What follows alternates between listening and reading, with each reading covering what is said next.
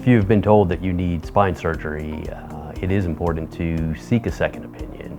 In many instances, people who were told they need spine surgery actually did not need surgery at that point in time, and I was able to have them see our colleagues here at CONA in physical therapy and pain management, and they were able to help alleviate their symptoms and return them to an excellent quality of life and avoiding surgery in the first place. In other instances, people have had surgery recommended to them, and surgery was appropriate. However, the recommended surgery was not necessarily the best one for their clinical condition, which is why I recommend seeking a second opinion. Here at CONA, we can provide numerous surgical alternatives. They can provide the best possible outcomes, including minimally invasive surgery and robotic navigated surgery.